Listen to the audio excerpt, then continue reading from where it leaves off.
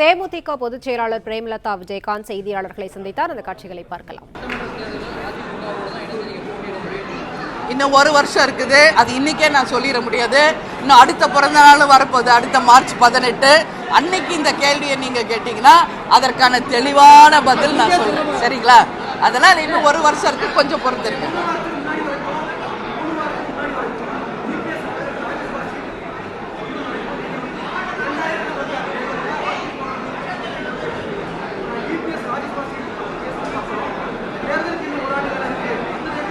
இல்லை, நாங்கள் இல்லைங்க, அப்படியெல்லாம் கிடையாது. நான் ஒரு விஷயம் தெளிவாக தான் இருக்கோம். சரிங்களா? 234 தொகுதிகளிலும் நாங்கள் அங்கம் வகிக்கும் கூட்டணி வெற்றி பெறும். அதில் எந்த மாற்று கருத்தும் கிடையாது. அதனால் நீங்கள் அதை இட்டு கட்டி அது எதாவது ட்விஸ்ட் பண்ணணும்னு நினச்சிங்கன்னா அந்த குழப்பத்திற்கெல்லாம் நாங்கள் இல்லை, நாங்கள் தெளிவாக இருக்கோம். சரிங்களா? அதனால் என்னம்மா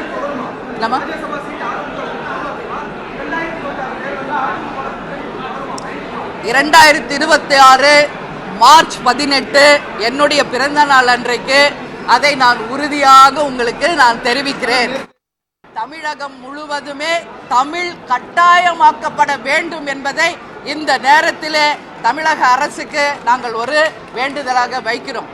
அதே மாதிரி தொகுதி சீரமைப்பு என்கின்ற வகையில் தமிழ்நாட்டின் 40 தொகுதிகளில் ஏதாவது ஒரு தொகுதியை அவர்கள் மத்திய அரசு குறைத்தாலும் உறுதியாக தேமுதிக தமிழ்நாட்டுக்காகவும் தமிழக மக்களுக்காகவும் தமிழக அரசுடன் நாங்கள் நிச்சயமாக சேர்ந்து அதை எதிர்ப்போம் என்பதையும் இந்த நேரத்தில் நான் பதிய வைக்கிறேன். இது எக்ஸாம் கிடையாது, ஃபெயிலா பாஸா டிஸ்டிங்ஷனான்னு சொல்றதுக்கு.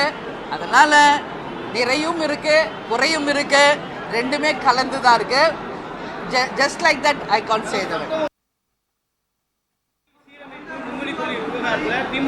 சேர்ந்து பயணிக்க தயார் நீங்க எந்த அளவுக்கு சேர்ந்து செயல்படுறது தயார்? இல்ல, நல்லா புரிஞ்சுக்கணும்.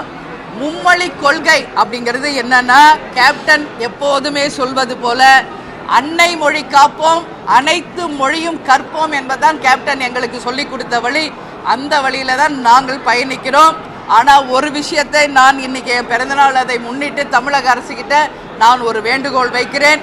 தமிழகம் முழுவதுமே தமிழ் கட்டாயமாக்கப்பட வேண்டும் என்பதை இந்த நேரத்திலே தமிழக அரசுக்கு நாங்கள் ஒரு வேண்டுதலாக வைக்கிறோம்.